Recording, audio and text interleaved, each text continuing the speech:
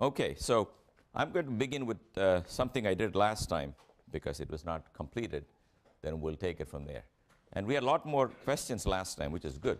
It's very helpful, so I know what may be bothering you. So don't hesitate to stop me. The new thing we did last time was, if I give you some wave function psi of x, and I ask you what happens if I measure energy, the recipe is the same as in momentum. You got to find functions called psi sub e of x, which are supposed to be states in which if the electron was there, it'll have a definite energy. Now, not worrying for a moment on how you get them, the recipe for what happens when you measure energy is that if you're given some arbitrary function psi, that's a state the particle is in, and you're asking what happens if I measure energy, what will I get? The instruction is to write that function as a sum over these functions, each associated with a definite energy.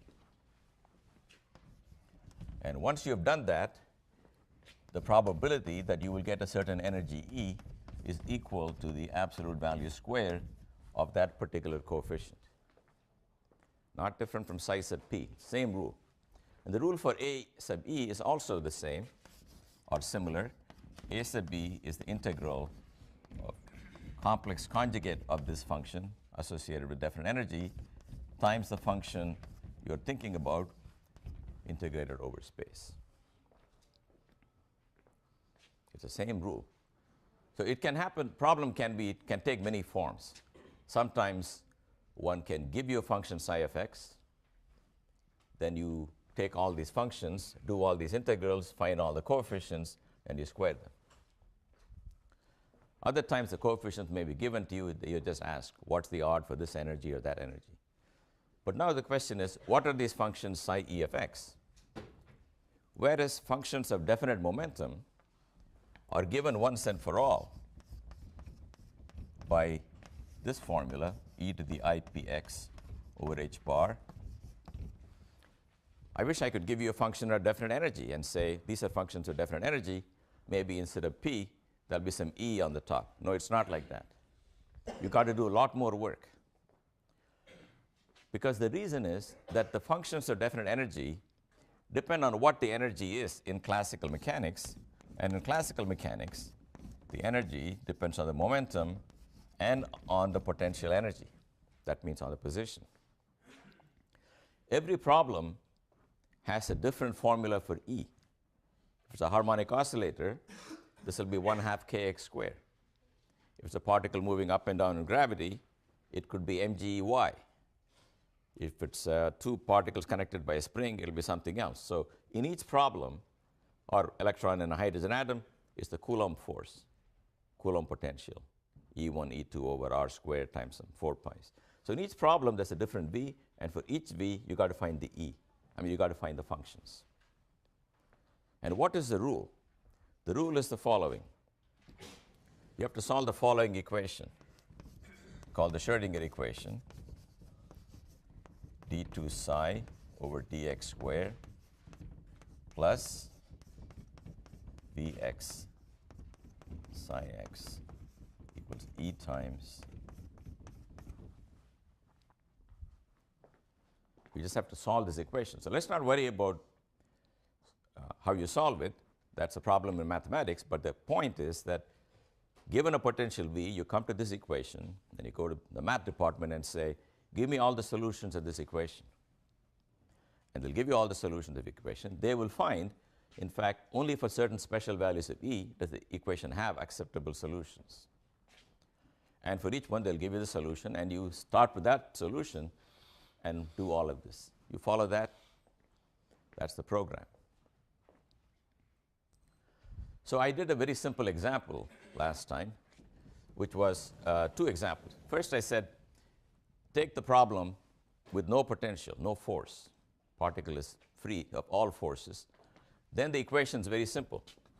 Minus h bar square over 2m d2 psi over dx square.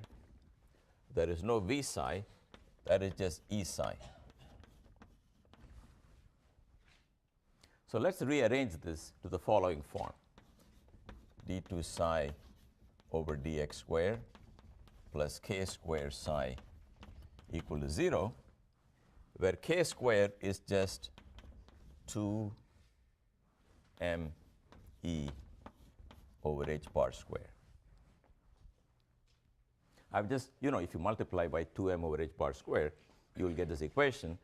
Since this combination appears all the time, I want to give it a name, k squared. But you must understand, okay, what's the relation of k to anything else will be clear in a minute. So what's the solution to this one? We can write them in terms of sines and cosines, but I want to write them in terms of exponentials, and the solution was, there are two solutions. One is e to the I kx, where k is defined that way. Other is e to the minus I kx. You can check if you took this function and take two derivatives of either this term or that term, both will give you minus k squared times the function itself. Because every time you take a derivative, you bring down an ik or a minus ik. But if you do it twice, it's minus k squared. And a and b are arbitrary right now. There is no restriction coming from that equation. And what is k? You know that functions of definite momentum look like e to the ipx over h bar, and I have something that says e to the ikx. It's very clear that p is just h bar k, or k is p over h bar. So if you like, this equation I got, we can write as h bar squared k squared is 2me. That means p squared is 2me. That means e equals p squared over 2m. So let's understand what that means. Yep? Sorry, just jumping back for a second. At the bottom of the top board, yeah. You wrote the E for classical mechanics. Yeah. And then did the equation to the right of that come from that? In a way it does. That's correct. I will tell you how it does. But right now, I'm just giving you a recipe. Okay. If in classical mechanics, you know what the kinetic and potential energy of the particle are, kinetic is always p squared over 2m, potential is v of x, where v depends on the context. Then in the quantum theory, the functions of definite energy obey an equation which looks a lot like that in many ways, right? So I've given you some clues or some more discussion in my notes on what is the universal recipe for guessing the equation in every context. I'll talk about it a little bit. But right now, you can take the view that this guy just tells me that if you want states of definite energy, solve that equation. Look, so what is this saying? Think about this. It's saying if you want a state of definite energy, it is really made up of states of definite momentum. And the momenta that appear here are not arbitrary. They are simply the momenta that you will have even in classical mechanics for that definite energy. Because if E is p squared over 2m, p would be plus or minus square root of 2me. That's exactly what we have. If k is equal to here, this says k is equal to square root of 2me over h bar, and h bar k is just square root of 2me. So that looks like classical mechanics, right? Even before you took the course, if I said that's a particle on a ring, its energy is E. What is its momentum? You will say, since energy is p squared over 2m, p must be plus or minus square root of 2me, and they mean going one way and going the other way. These are the only two options. That part is very much like classical mechanics. The k is related to E exactly the way it would be. What is novel here is that this state simultaneously can yield either the clockwise momentum or the counterclockwise momentum. That's the sense in which it's a different thing. You understand? A classical particle of energy E will have one of these two momenta, but on any given day, on any given trial, it will have only one of these two. It cannot have both the signs. Either it's going like this or going like that. In quantum theory, it's in the state of limbo. Not this alone, not that alone, both. The probability of going clockwise is proportional to a squared. And the probability of going counterclockwise is proportional to b squared. Right? I mean, if you want, you can put the square root of L's and so on, but they're all common to everything. So the relative probability is just in the ratio of a squared is to b squared. It's an admixture. And there is no restriction on how much of A and how much of B you should put into your answer. You can pick the extreme case where only A is non-zero. That's fine. That's a particle who has a definite energy and a definite momentum. You can pick this one, definite energy and the opposite momentum, but in general, both can be non-zero. It's a state of definite energy whose momentum is known in magnitude but not in sign, because both allowed signs appear here. The other result from quantum mechanics, which is surprising, is whereas a particle on a ring can have any momentum, in quantum theory, the demand that when you go around the ring, if you add an L to the x, you should come back to the same function, makes the requirement that KL is some multiple of 2 pi. That means K is equal to 2 pi n over L, or P is 2 pi h bar over L times n. So the allowed values of K or P are restricted in this way. The allowed values of energy then, which is P squared over 2m, are restricted to be 4 pi square h bar square over 2m L squared times an integer n squared. And this is a problem where energy is quantized. It's really quantized because momentum is quantized. And the energy in this simple example is simply P squared over 2m. That means if you shine light on this system, it'll absorb light only at certain frequencies, and it'll emit light only at certain frequencies. And what are those frequencies? Well, all of this has a bunch of numbers. You know, h bar, ml, they're not changing. N can be 0, plus or minus 1, plus or minus 2, etc. For every n you put in, you will get this basic number times 0 square or 1 square or 2 square. So you will find that will be the state E0, which is n equal to 0. Then above that, that will have an energy. Energy of that will be what? 2 pi square h bar square over ml square. Then there will be n equal to 1, and there will be n equal to minus 1. Both will have the same energy because energy depends only on n square. The energy of that will be, I'm sorry, I made a mistake. E0 is simply 0 because that corresponds to n equal to 0. E1 will be what I wrote here with n equal to 1, which will be 2 pi square h bar square over ml square.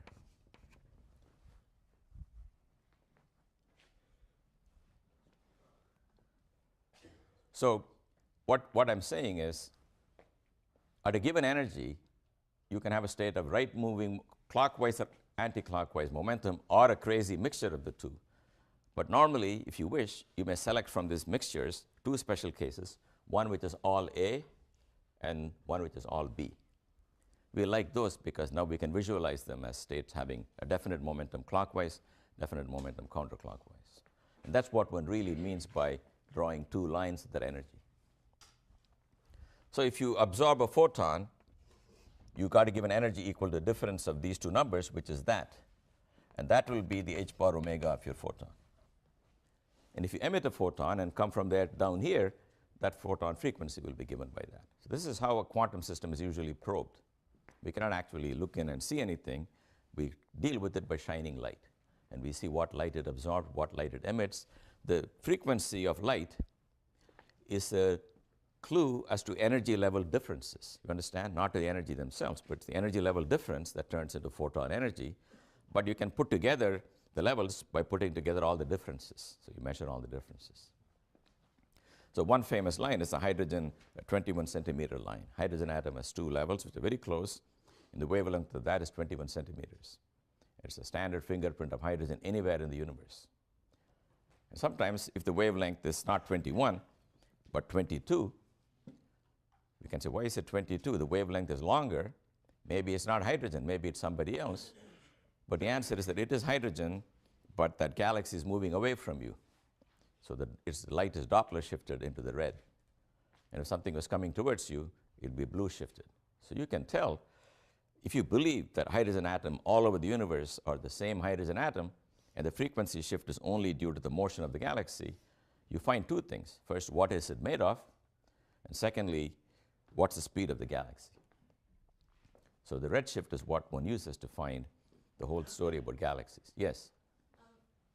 In the context of a photon, or I mean, like an atom being excited by a photon, what does the L correspond to? What is L for an atom, right? That's your question. Yeah. Now, this is a fake atom. This fake atom is an electron moving on a ring, correct? That L is actually the size of that ring. You can go to a lab and you can make a ring of certain micron. Then the mass of the electron is known. That L will be the length of the ring. For an atom, what you have to do is that you must solve this equation where V of x is equal to what? In 3 dimensions, it will be the charge of the nucleus, which is Z times the charge of the electron, and is attractive 4 pi epsilon 0 r, which is the separation between them.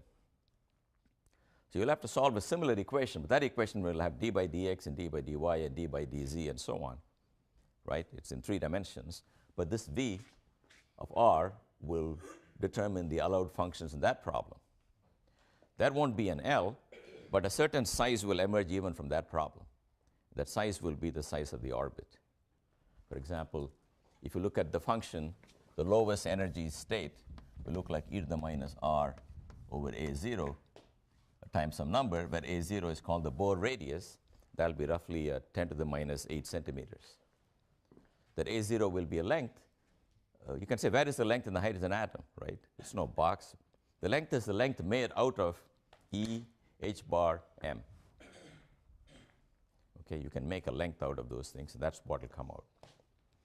So if you want, you can take any textbook that gives you the formula for hydrogen's Bohr radius, that's supposedly the radius of the orbit, and you will find it's the length a0 made out of the parameters in the problem, which is the charge of the nucleus, charge of the electron, the mass of the electron. Okay. So this is, if you want, a simple atom that we have manufactured because we can see quantization of energy. Yep. When you know the potential is 0, is it possible to measure both momentum and position, in that if you measure the energy and the position, don't you know something about momentum? No, but you cannot measure energy and position at the same time either. Okay. Because energy, what you can really measure at the same time is energy and momentum. Because if you can measure p, you can measure p squared or p cubed, or any function of p. Because knowing a state of well-defined momentum in this problem doesn't do anything to the energy, because once you know that momentum is p squared over 2m is the energy. So it turns out this is a fortunate case where the two variables, energy and momentum, are simply related to each other in the fact that one is essentially the square of the other. But if you have two variables, one involving x and p at the same time, then you cannot measure that simultaneously with either x or with p. Yes? What is A naught again? Pardon me? What is A naught. Gee, I don't know. Bohr radius, I think it's h bar square over me square, but you have to check. I don't guarantee that answer, but I think it's something like that. You can see if it's got at least units of length. I'm too lazy to try that. I think it's something like this. Anyway, suppose it is something like this. My main point is it is a length made out of Planck's constant, the mass of the electron, and the electric charge. Together, they make a length. And that's the length that controls the size of the orbit. All right, so this was the simpler problem. Now I want to take a more complicated problem of what I call a particle in a box. So that's the potential. See, normally, if you make a hole in the ground, it may take this shape, and this is the location, and this is the height. But the height is just the potential energy directly, because it's mg times the height. So imagine a particle somewhere here. In classical mechanics, by the way, the rule for doing quantum mechanics is, in classical theory, what's the potential experienced by the particle? That's what you ask. And it is that potential that enters this crazy Schrödinger equation. So you need to know classical mechanics before you can do quantum mechanics. You should know what potential the particle experiences in classical theory and stick that into this equation to find the allowed energies in quantum theory. So if it's a vibrating system, there is some omega for vibrations. That omega is root of k over m, and you can get k from that one. Or if it's a system like an atom where there's an electric charge between them, electric force between them, you should know the electric potential.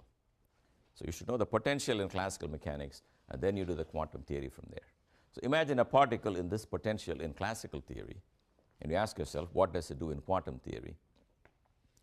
Well, classical theory says, let's plot the energy of the particle, right? It's some number that's not supposed to change as the particle moves.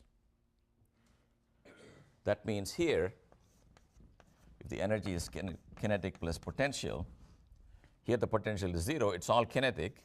But as you start going near the edge, there are two parts here. That's the potential, that's the kinetic. And right here, all the energy is potential, and E is equal to potential. There is no K. What does that mean? That means the particle comes here, slows down, comes to a rest, then goes back. It can never be found here if it had this energy, because it's got more, it's got more potential energy than total energy. That means it's got negative kinetic energy. That's not possible. So every classical particle will execute bounded oscillations at any energy by between what are called the turning points. The left turning point, the right turning point is as far as you can go at that energy. If you've got more energy, of course, you can go further out.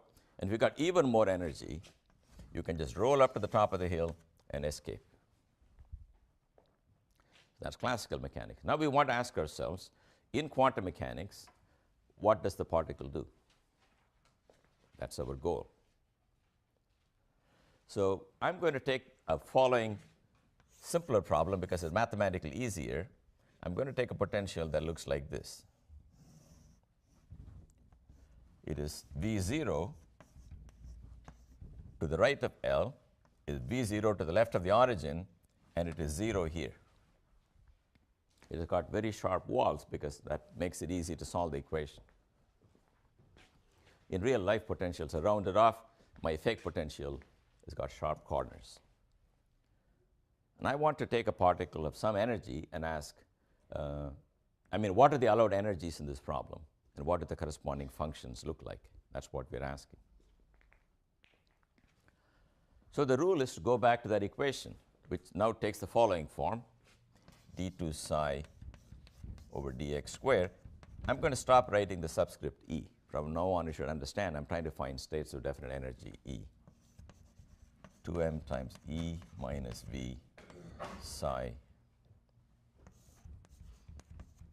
equal to 0. I've just rearranged the Schrodinger equation so that it looks like second derivative plus all kinds of stuff. So how do we solve this problem? Well, V varies with position. So there are three regions in the problem. There's region 1 inside the well. Inside this well, V is 0. Outside this well, in region 2, it's equal to V naught, some constant. Likewise, in region 3, to the right of the well, it's also V naught. So we're going to solve this equation in three different regions: middle, left, and right. Okay, first let's solve it in the middle because it's very easy. So what is the middle defined as? Middle, region 1, V is equal to 0. So the equation is d2 psi over dx squared plus 2m E over h bar squared is 0. So let me write it as d2 psi over dx squared plus k squared psi equal to 0, just like before. This k is the same as before. K is equal to square root of 2m E over h bar. In region 1. So what's the answer to that one? Again, it's exponentials, but I'm purposely going to write it in region 1 as follows. as A cosine kx plus B sine kx. I hope you all know that besides exponentials, our old friends, the trigonometric functions, are also solution to this equation. Because the second derivative of cosine is roughly minus the cosine. Second derivative of sine will also give you minus k squared times the sine. So rather than using exponentials, I'm going to use sine and cosine because I have an ultimate motive. You realize that exponentials and sines and cosines are all connected by Euler's great formula. So if I want, I can take e to the ikx and write it as cos plus I sine, e to the minus ikx, write that as cos minus I sine, combine the cosines and call the coefficient A, combine the coefficient for sine and call it B, and get this form. There are two alternative ways. You just write this, you will see why I picked that. That's the answer in region 1. We are all set. Right now, A is arbitrary, B is arbitrary, and K is arbitrary. There is no restriction at all on any of them. Do you understand that? Because if you take this function, it satisfies that equation absolutely. So the free parameters are A, B, and K are all arbitrary. That means it can have any K. But the energy is h bar squared k squared over 2m, so it can have any energy. But we're not done yet because we only looked at region 1. I have to look at region 2 and at region 3, then you will find out what happens. So let's go to region 2. So in region 2, the equation obeyed by the psi, let me call it region 2 over dx squared equals minus 2m over h bar squared times v 0 minus e psi.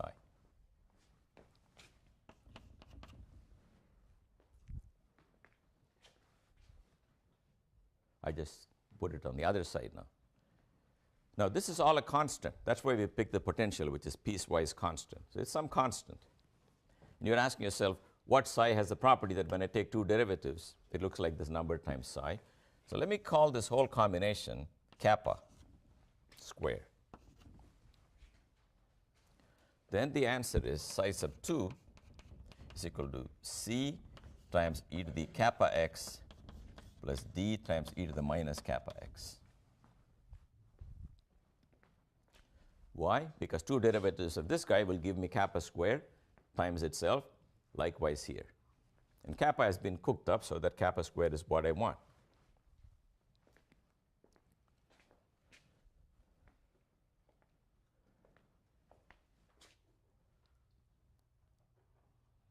Yes, now so kappa is equal to 2m over h bar squared times v0 minus e under root.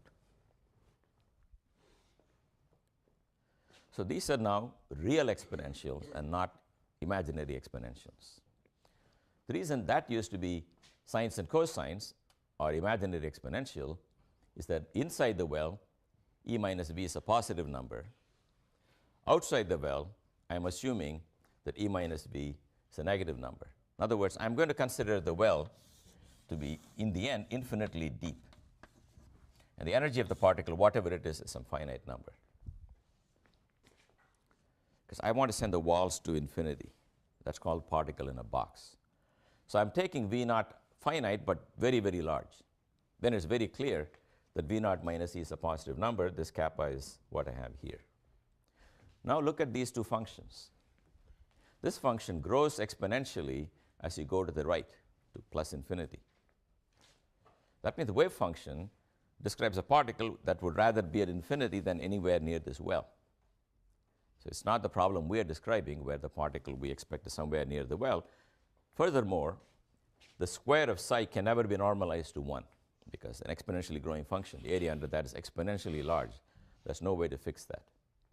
So we, on physical grounds, we drop the solution because we don't have to pick c to be non-zero. We have the freedom, and the physical condition tells you no one wants a function growing at infinity. We want functions falling at infinity. This is the only function that falls at infinity. And how does it fall at infinity? How does it fall off? it looks like e to the minus square root of 2m over h bar squared times v0x. I'm ignoring e compared to this very large v0. Okay, I'm taking v0 much, much bigger than any energy I'm looking at. So it's falling exponentially, and the number on top is like square root of v0. So what do you think happens if v0 becomes very, very large? Well, if you plot the function that's exponentially falling, it falls like that. But as you increase v0, it falls more and more quickly. You follow that? And eventually, when v0 goes to infinity, it just doesn't have a life outside, it just vanishes immediately. Whatever you start with goes to 0 immediately. That basically means psi 2 of x is just 0 in region 3. Region 3 if v0 goes to infinity.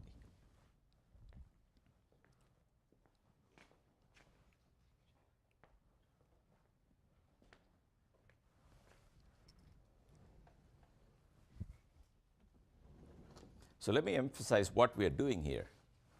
We have a particle in some kind of well, which is very, very tall, not yet infinite, and you give it some energy E, which cannot change. In this region, in classical mechanics, that would be the entire kinetic energy because potential energy is 0. What about here? This is the total energy available to you. Potential energy is all of that, so kinetic energy has to be minus some number. That can never be. That means that particle will never be found in the region outside this well. You understand? As long as the energy is less than the energy it takes to go to the top of the barrier and climb out, a classical particle, imagine rounding it off. You can come rolling with any energy. If you don't have enough energy to go over the top, you cannot be found in this region. But in quantum theory, as long as the well is not infinitely large, that's a small, exponentially small decaying wave function. So a classical particle will turn around at the classical turning points. A quantum particle will go slightly outside the forbidden region, into the forbidden region in both directions of the well. That is a purely quantum phenomenon. It is forbidden, meaning it's discouraged from going there, but it's not absolutely forbidden. Okay? That's called going over the, well, it's going into the classical forbidden region. But as the barrier gets higher and higher, the excursion into the forbidden region becomes less and less because the function falls very rapidly. And I'm considering, for simplicity, a barrier which is infinitely tall, in which case it doesn't go there at all, even in quantum theory. Therefore, by a similar argument, psi is 0 here and psi is 0 here. And in region 1, I've shown you psi is equal to A cosine kx plus B sine kx, where the energy is related to k by h bar squared k squared over 2m. So first, when we did only region 1, we get the impression that A and B and k can be whatever you like. But now we have an extra restriction. The restriction is that if you draw the function in this well, it can do whatever it wants, but it must vanish at the two ends. Because it's 0 here and it is 0 here, just by continuity of psi, every psi that's allowed must vanish at the two ends. That's the new restriction. Because the function that I have here in general will not vanish at the two ends. But I'm going to demand that it vanish. That'll tell me something about the allowed values of A, B, and K. We'll see what it is. First, I demand that psi should vanish on the left edge of the wall, which is the wall at x equal to 0. This is the wall at x equal to L. Psi of 0 should be 0. I take the function I have. When this is 0, x is 0, that guy is gone. I get A times cosine 0, which is just A. But that has to vanish. That means the coefficient A has to vanish. It is not allowed. So even though it looked like, before we went to the other regions, you can have any A and any B.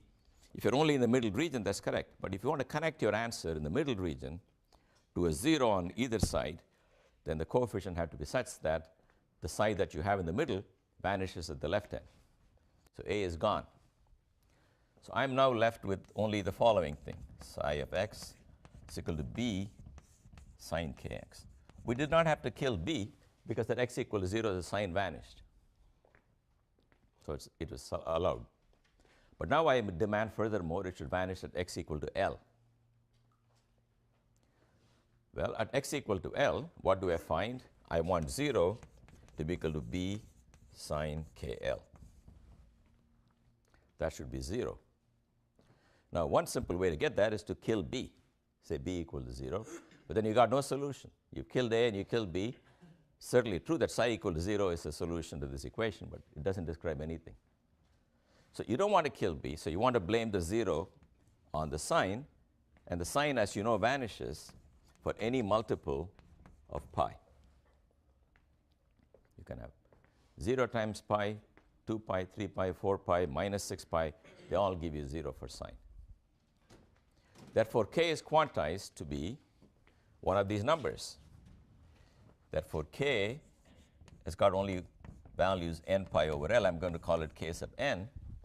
And the energy, which is really h bar square k square over 2m L square, sorry, k square over 2m becomes now h bar square pi square over 2m L square times n square.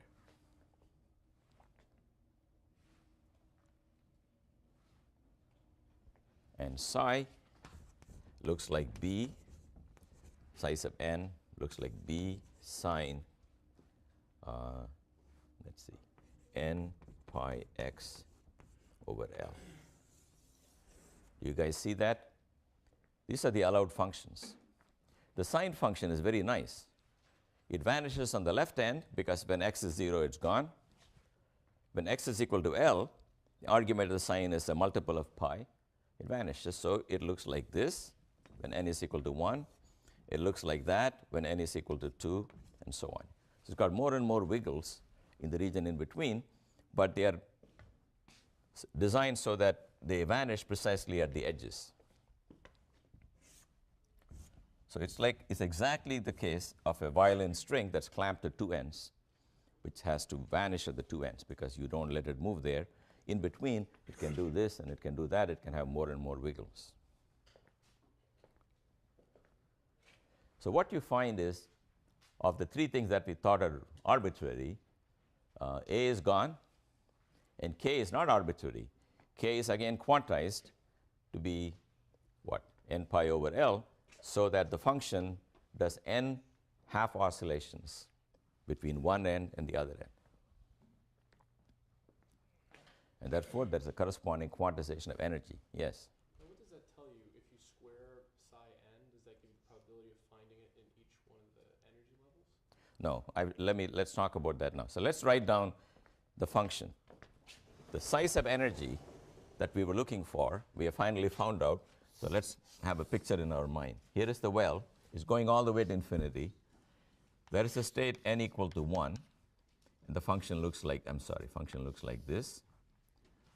Then there is a state, let me draw it right there. It looks like that, n equal to 2, and so on. In the psi sub n, let me label the energy by n, is equal to some constant b times sine n pi x over L. That means if you want a particle in the well to have a definite energy, the wave function must look like one of these sine functions. It must look like this, or it must look like that, or the higher harmonics. They are the only allowed functions for states of definite energy. Now, before I answer any further questions, the allowed values of n here, you might think are 0, plus or minus 1, plus or minus 2, etc. But I claim they're just 1, 2, 3, and so on. You should think about why. What's wrong with n equal to 0? Is that a possible value?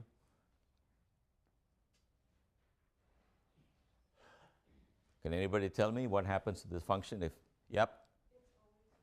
If n equal to 0, the function identically vanishes, right? Because sine of 0 times pi x over L is identically. That's not what you want. You want a non-trivial solution. So we drop this guy. But how about n equal to minus 1? Why don't I keep that?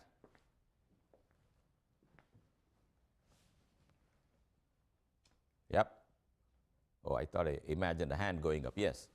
It is the same thing as negative b sine of the positive n. That's correct.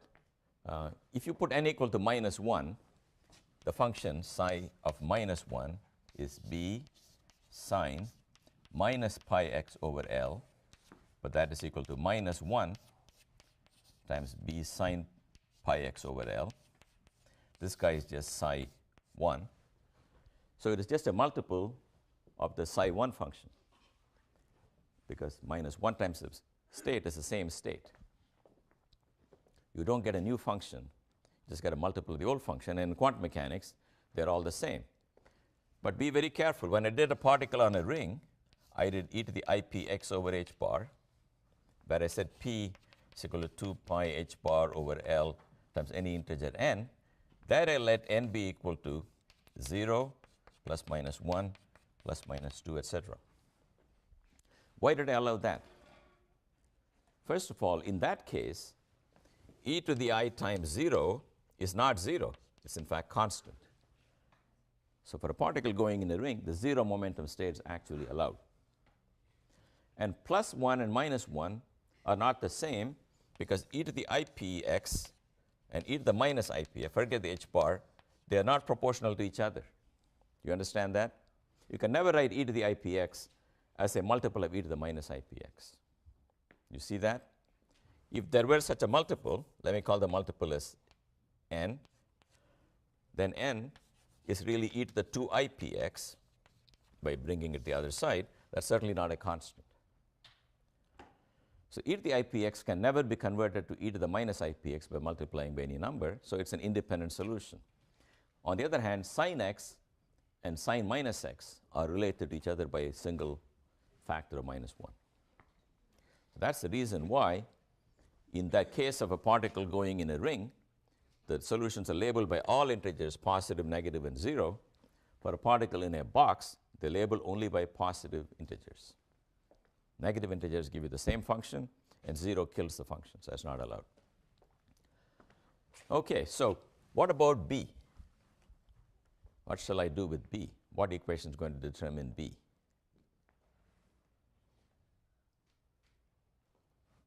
Yes? Any idea? Yep. So we want psi to be normalized, right? Right. So first of all, the equation will never tell you what B is. That's what I want you to understand. The equation that I've written here for the energy functions on the top, if psi sub B is a solution, you can multiply both sides by any number, like 15.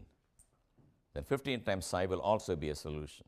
That's a property of a linear equation, that the answer is not given in overall scale. Give me one answer, I rescale it, it's still an answer. So a linear equation will never tell me the overall size of the function. That is picked by the extra convenient restriction that psi square dx be equal to 1. That will determine B, and I'm claiming the answer is its square root of 2 over L is what you want B to be. The answer is again simple. The average value of sine square over a half period is 1/2. If you square and integrate over L, you will get L over 2. So B squared times L over 2 should be 1, and B should be therefore root of 2 over L. So let me write down now the final result of this problem, which I think is very, very instructive. If you can follow this much, you really got 80% of the quantum mechanics I want to teach you, if you're comfortable with this example.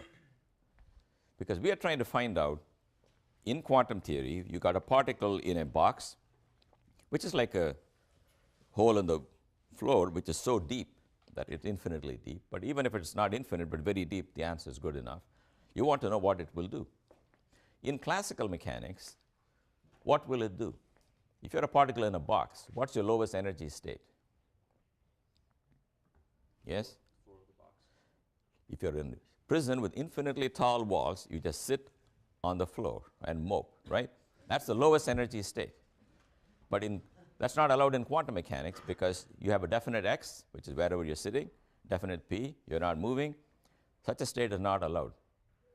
So in quantum mechanics, a particle cannot simply sit still. Therefore, it will necessarily have an uncertainty in position. And it will try to spread itself over the box. And the typical uncertainty is of order. If I say, where is this particle? I don't know anything. It's got to be somewhere in the box. That's the estimate for delta x. So delta p is got to be bigger than h bar over L. Forget all the 2 pi's. So it cannot have zero momentum. Its momentum has to be fluctuating with that range. And the kinetic energy, which is in fact the total energy inside the box, which is p squared over 2m, the size of that is h bar squared over 2m L squared. So that is your estimate for what should be the energy of a particle in a box of size L. So what happens is the box of size L forces it to have a spread in momentum because you squeezed it to position known to within L. The spread in momentum translates into spread in kinetic energy. And if you take the spread in kinetic energy to be a rough estimate of the lowest kinetic energy I could have, you get a number which, except for factors of pi, is in fact the right answer. So people always estimate energies of particles by doing this calculation. For example, take a nucleus, which is 10 to the minus 13 centimeters across. I put a proton there. What's the minimum kinetic energy of that proton? You find by the following method. Delta x is 10 to the minus 13 because it's somewhere in the nucleus. Delta p is that, and you do that, you'll get some energy. That'll be the typical energy of a particle inside the nucleus. So particles inside the nucleus cannot sit still. More you cram them, it's like children. You put them in a tighter room, they're jiggling more and more. Okay? That's called zero-point motion. You just cannot nail them in x without letting them spread in p. That means you cannot get lowest energy. So the lowest energy is some number you can estimate by the uncertainty principle. So the next question was, let's take one of these functions, say psi sub 3. The square root of 2 over L sine 3 pi x over L. If you plot that guy, that function will look like this. Now, what was your question? If I measure the particle's position, what's the probability? You just got to square this function, which will look like this. That's the probability. If you measure the energy, what will you get? You will get exactly one energy corresponding to n equal to 3. It's in a state of definite energy, but not definite position. Position has got some ups and downs. The probability for x looks like that.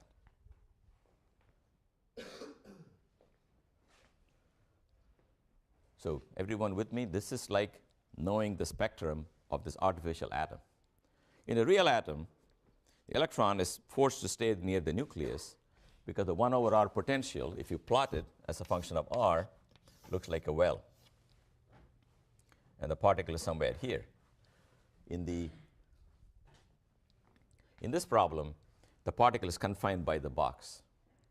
Whenever you have a confining thing that keeps the particle in a certain region, the energy gets quantized. And we have found out in our first example the quantized energy levels of a particle in a box. And you can probe the particle by shining light, and the energy levels are plotted like this. This is n equal to 1. This is n equal to 2, which is n equal to 3. 0 is here. The 0 state is not allowed. You got to have n equal to 1, and 4 times that will be n equal to 2, and 9 times that will be n equal to 3. Energy grows like n squared. And then you can come from there to there emitting a photon, or you can go from there to there emitting a photon. You can go from here to here absorbing a photon. You can do all kinds of things. That's how, if you want, you can test quantum mechanics. Put a known particle inside the well and shine light and see what light it absorbs. Yep. So the psi sub 3, is that the psi for the energy function? Is that Yes. psi sub E of 3? Exactly right. So what I should really write, he is absolutely right. I should write E equal to h bar square pi square over 2m L square 3 square, right? The third energy level. So I'm short-circuiting all of that and just calling it psi sub 3. Normally, if you put a label 3, it's not clear what we're talking about. Maybe it's the position x equal to 3. Maybe it's the momentum p equal to 3. But in this lecture, since we're talking only about energy, I thought I will just call it psi sub 3, but at least I should call it psi sub E3. And then so you said you can square that function and give you the probability of where the position. Yeah, I just did that.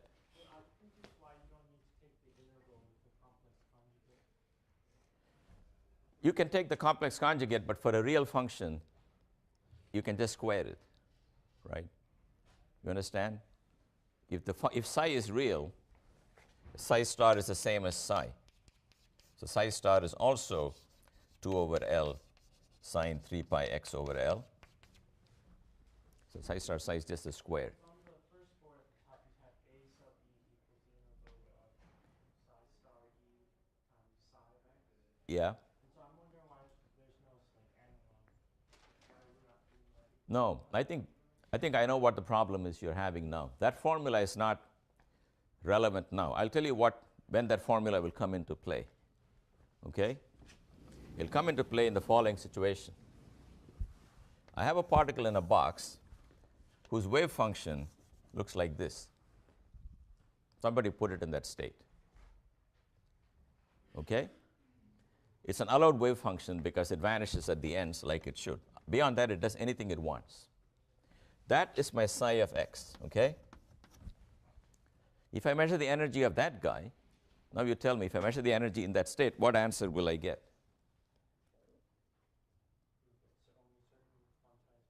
Pardon me? Yes, I'll get one of those quantized values. You understand? A particle in a box under energy measurement can give only one of those numbers. Now, this guy is not one of those functions. You understand? This is a randomly chosen function. But when I measure energy, so what will I do? Maybe you can guess now. That's correct. You will have to write this guy as a sum of a, let me call it n for energy now, a square root of 2 over L sine n pi x over L. I mean, this is just a sub e psi sub e of x. X sub e is labeled by an integer, so I'm writing it this way. Then I have to find a sub n.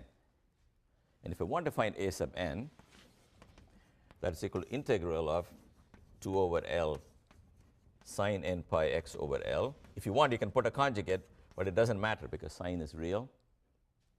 Multiply it by Mr. Crazy here, okay, whatever it is, and do that integral.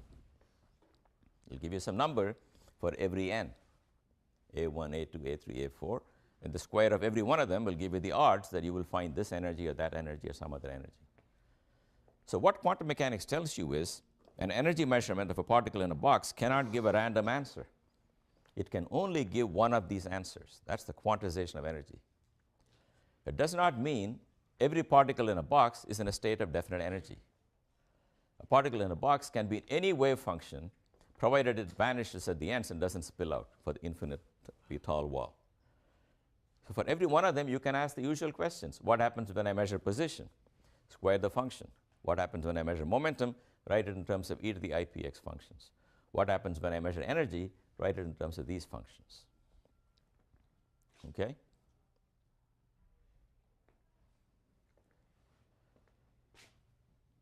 All right, so I want to do one last topic here, which is called scattering. But I don't want to proceed till you guys have understood this part. This is covered in all the books. Maybe you can read the books or you can read my notes. You can talk to everybody. What we have solved from this, all quantum problems that we all do are exactly isomorphic to this problem. It's the same thing we do over and over again. Except the equations you solve are more difficult. They can be in higher dimensions. They can involve more than one particle. The potential could be complicated. But the philosophy is always the same. There'll be some Schrodinger equation, and you want to find all the functions that satisfy it. Find the allowed energies and the allowed functions. We will see that states of definite energy have a very privileged role in quantum mechanics. That'll be clear in the next two lectures. But right now, here's what I want to do. This is a very small variation of what we have done. So most of the hard work has been done. I'm just going to cash in on that. Take the following problem in classical mechanics. Here is the level ground. Then I make a little change in the landscape so that this has got certain height and therefore certain potential, V naught. And from this end, I roll a marble and see what happens. The marble is given some energy E, which, because there is no potential here, is just p squared over 2m. Question is, what will happen? Can you tell me what will happen in this problem to this marble? Well, don't we have to use the Schrodinger equation? No, classical mechanics. Oh, the marble will only go up as far as it has the amount of energy that would equal the potential energy. That is correct. At that point. That's correct. So he said it will go as far as energy equals potential. So let p squared over 2m have this value. That's my energy, and it does not change. That's the law of conservation of energy. So here, since energy is kinetic plus potential, it's all kinetic. Somewhere here, that part of it is potential, rest of it is kinetic. Here, kinetic vanishes. Here, you're not allowed. So you will go, you'll climb that far, and you'll come back. But if your initial energy was that, then you will come here, going very fast, you will slow down, but you still make it on the other side, but with lower velocity. That's very simple. That's only one answer you can get. You throw something. If it comes back, it means the barrier is taller than what you have. Suppose you cannot see this barrier. All you have is a marble, and you want to know how tall the barrier is. Very easy. Throw the marble at a known speed. If it comes back, then you haven't reached the top of the barrier. Keep on increasing the kinetic energy till one day it doesn't come back. But that's when you're sitting right here. That's one way to tell how tall this hill is without actually going there. But now what I want to do is to do a quantum mechanical experiment in exactly the same situation. I want to send a particle from the left, and I want to see what happens. So now, to simplify the problem, I'm going to take the potential to, again, have only two values. At x equal to 0, it jumps to a value V naught. So this problem is just the Schrodinger equation in the left region, Schrodinger equation in the right region. So I'm going to spare you some of the calculation because it's so familiar. One will look like A e to the ikx plus b e to the minus ikx, where k square is just 2me over h bar square here. First, let's take a case where E is bigger than V naught, okay? Then I go to region 2. Region 2, I got to solve a Schrodinger equation with a V naught in it.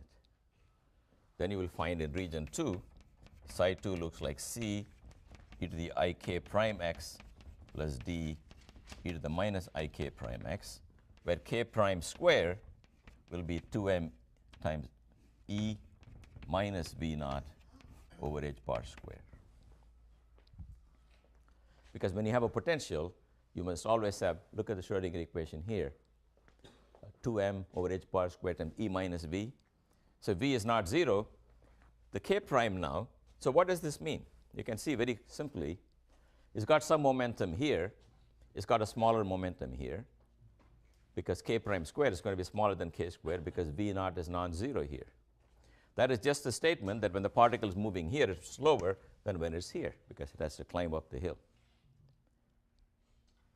So the wave functions in this region has got an incoming right-moving wave of momentum h bar k.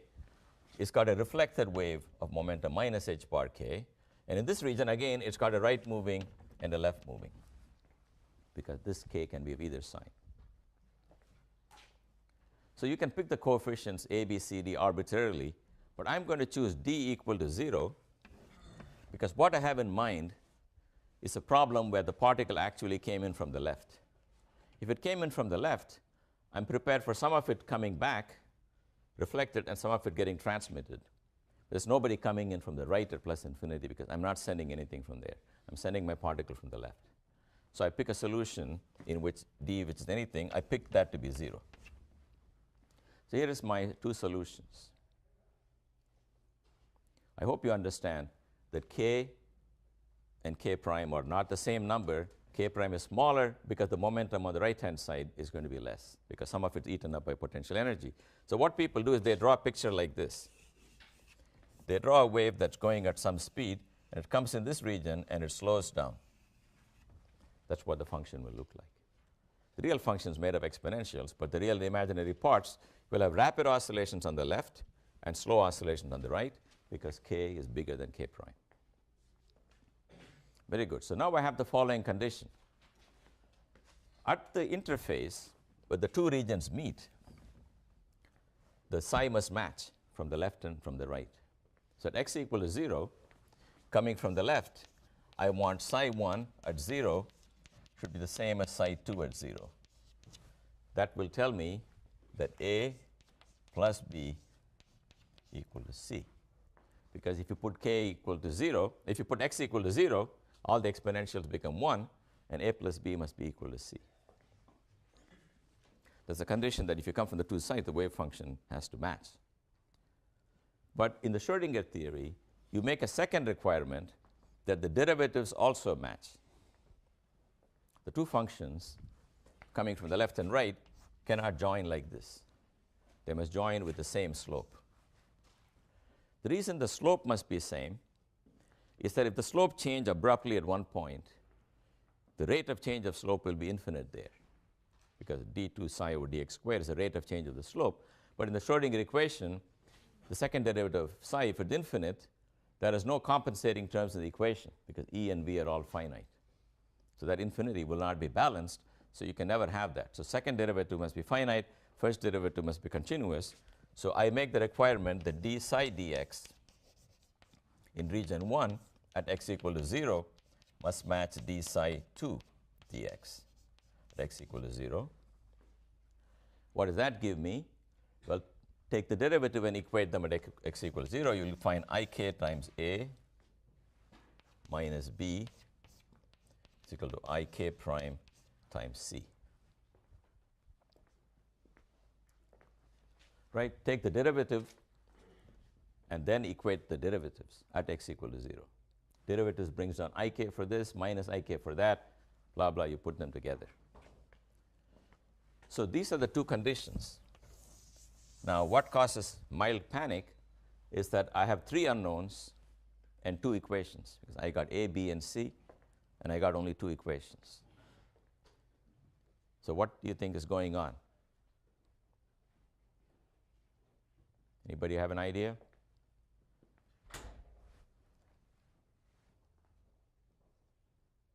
It's that even in the particle in a box, you remember the overall height of the wave function is never determined by the Schrodinger equation. It's whatever you like. So what people do is they say, let's pick a equal to 1. That sets the overall height arbitrarily. Then I get 1 plus b equal to c, and ik times 1 minus b is equal to ik prime. Now, of course, you can solve for b and you can solve for c. And I'm not going to do that here. It's very easy. You're going to find b is equal to k minus k prime over k plus k prime. You're going to find c is equal to 2k over k plus k prime. That's simple algebra of simultaneous equations. But I want you to look at the answer. You remember now what a, b, and c are. A comes in, b goes back, and c goes to the right. What do you find strange about the answer? Is that if you came in from the left with an energy bigger than the barrier, there's a certain probability that you will go backwards. in classical mechanics, if your energy is more than the barrier, you will never come back. Probability is 0. In quantum theory, even though your energy is more than the barrier, there's a certain probability to get reflected and a certain probability to get transmitted. The square of this is like the odds of going to the right. Square of this is like the odds of getting reflected. The point is the reflection probability does not vanish even if the energy is bigger than the barrier height. That's because this is quantum mechanics, and you're really dealing with waves and not particles. And waves have the property that when the medium changes, there is some reflection. And to the light wave, to the quantum mechanical wave psi, a barrier looks like a change in refractive index. So it'll get reflected and some will get transmitted. But the interesting thing is, in the quantum problem, you can send your billiard ball to find how tall the mountain is. And even if the energy was more than the mountain, sometimes it'll come back. So that's not a reliable way to measure that. The last example is, what if your energy is less than this? What if your energy is like here, lower than the barrier? If it's lower than the barrier, you will find that kappa, the k prime, will be equal to I times some kappa, because it will become imaginary, and you will have then a function that looks like this. The function will oscillate, then it will die exponentially in this region. It is exactly what I did earlier, like particle in a box. In the classically forbidden region, it goes a little distance, but not very far. So it does get reflected if the energy is less, but you can actually find it in a region where it's not supposed to be. And you can say, that's going to be very embarrassing for the particle to be found here, because its kinetic energy should be negative here. So what's the particle say to you when you catch it there? It'll say, in order to locate me here, you shine some light on me, and the energy I got from the photon made me legitimate in that region. So it'll come back to positive energy. So the act of measurement will prevent it from ever being caught in that region, but it's got an amplitude, a probability to be caught there. Final thing I want to mention is, if this barrier, instead of going on forever, terminated there and became 0 again, this will leak out here and start going out to the same wavelength as that one. That's called barrier penetration. That means if you send a particle here with an energy not enough to overcome the barrier in classical mechanics, in quantum mechanics, it's got a small chance of being found on the other side. On the other side, it can go scot-free. It's not allowed in this region, because there the kinetic energy is negative. Here, kinetic energy is the same as before, except the height may be very small. So this means no barrier is completely safe in quantum theory. So I'm going to give you my final survival tip. I've told you so many situations you can be in where this course will help you. So here is another one. You are in a prison, and it doesn't have infinite walls, but it got some walls. What's your strategy? I say go ram yourself into the wall as often as you can, because there's a small probability that you can suddenly find yourself on the other side. Okay? This is what happens in alpha decay. In alpha decay, there's a helium nuclei sitting inside a nucleus. There's a barrier that keeps it from coming out of the nucleus, but the barrier goes up and comes down. So if you go a certain distance from the nucleus, you're again free. So the alpha particle does exactly what I told you. It goes rattling back and forth inside the nucleus, and once in a while, it penetrates and comes to the other side. And that's the alpha decay of the nucleus. So this really happens. It may not happen to you in the situation I described, but the probability is not 0. To solve the following equation, called the Schrodinger equation, d2 psi over dx squared plus Vx psi x equals E times. We just have to solve this equation. So let's not worry about how you solve it. That's a problem in mathematics. But the point is that given a potential V, you come to this equation, and you go to the math department and say, give me all the solutions of this equation.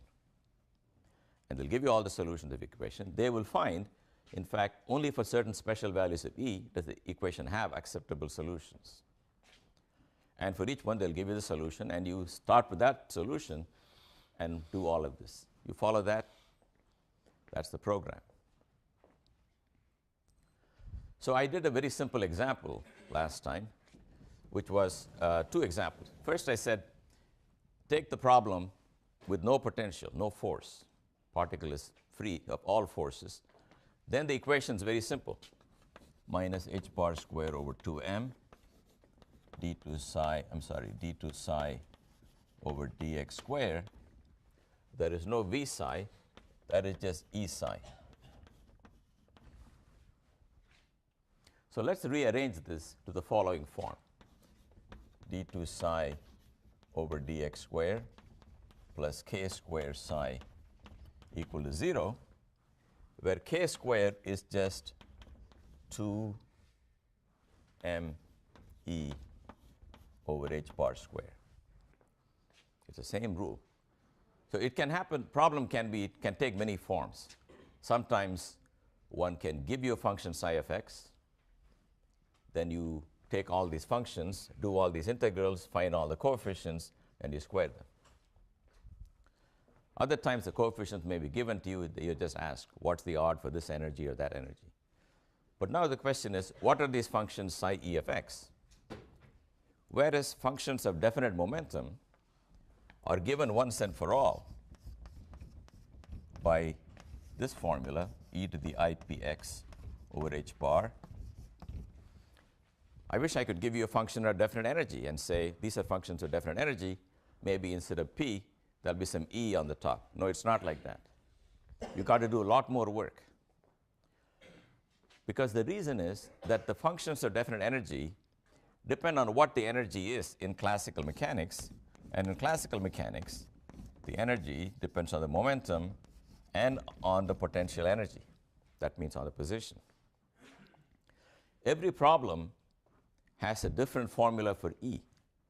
If it's a harmonic oscillator, this will be 1/2 kx squared. If it's a particle moving up and down in gravity, it could be mgey. If it's two particles connected by a spring, it'll be something else. So in each problem, or electron in a hydrogen atom, is the Coulomb force, Coulomb potential, E1, E2 over r squared times some 4 pi's. So in each problem, there's a different V, and for each V, you got to find the E. You got to find the functions. And what is the rule? The rule is the following. You have to, I've just, if you multiply by 2m over h bar squared, you will get this equation. Since this combination appears all the time, I want to give it a name, k squared. But you must understand, okay, what's the relation of k to anything else you know will be clear in a minute. So what's the solution to this one? We can write them in terms of sines and cosines, but I want to write them in terms of exponentials, and the solution was, there are two solutions. One is e to the I kx, where k is defined that way. Other is e to the minus I kx. You can check, if you took this function and take two derivatives of either this term or that term, both will give you minus k squared times the function itself. Because every time you take a derivative, you bring down an ik or a minus ik. But if you do it twice, it's minus k squared. And a and b are arbitrary right now. There is no restriction coming from that equation. And what is k? You know that functions of definite momentum look like e to the ipx over h bar, and I have something that says e to the ikx. It's very clear that p is just h bar k, or k is p over h bar. So if you like, this equation I got, we can write as h bar square k square is 2me. That means p squared is 2me. That means E equals p squared over 2m. So let's understand what that means. Yep? Sorry, just jumping back for a second. At the bottom of the top board, Yeah. you wrote the E for classical mechanics. Yeah. Okay, so I'm going to begin with something I did last time because it was not completed. Then we'll take it from there. And we had a lot more questions last time, which is good. It's very helpful, so I know what may be bothering you. So don't hesitate to stop me. The new thing we did last time was, if I give you some wave function psi of x, and I ask you what happens if I measured energy, The recipe is the same as in momentum. You got to find functions called psi sub e of x, which are supposed to be states in which if the electron was there, it'll have a definite energy. Now, not worrying for a moment on how you get them, the recipe for what happens when you measure energy is that if you're given some arbitrary function psi, that's a state the particle is in, and you're asking, what happens if I measure energy? What will I get? The instruction is to write that function as a sum over these functions, each associated with a definite energy. And once you have done that, the probability that you will get a certain energy E is equal to the absolute value squared of that particular coefficient. Not different from psi sub p, same rule. And the rule for A sub E is also the same or similar. A sub B is the integral of complex conjugate of this function associated with definite energy times the function you're thinking about integrated over space. And then did the equation to the right of that come from that? In a way, it does. That's correct. I will tell you how it does. But right now, I'm just giving you a recipe. Okay. If in classical mechanics, you know what the kinetic and potential energy of the particle are, kinetic is always p squared over 2m, potential is v of x, where v depends on the context, then in the quantum theory, the functions of definite energy obey an equation which looks a lot like that in many ways, right? So I've given you some clues or some more discussion in my notes on what is the universal recipe for guessing the equation in every context. I'll talk about it a little bit. But right now, you can take the view that this guy just tells me that if you want states of definite energy, solve that equation. Look, so what is this saying? Think about this. It's saying if you want a state of definite energy, it is really made up of states of definite momentum. And the momenta that appear here are not arbitrary. They are simply the momenta that you will have even in classical mechanics for that definite energy. Because if E is p squared over 2m, p would be plus or minus square root of 2me. That's exactly what we have. If k is equal to here, this says k is equal to square root of 2me over h bar, and h bar k is just square root of 2me. So that looks like classical mechanics, right? Even before you took the course, if I said there's a particle on a ring, its energy is E. What is its momentum? You will say, since energy is p squared over 2m, p must be plus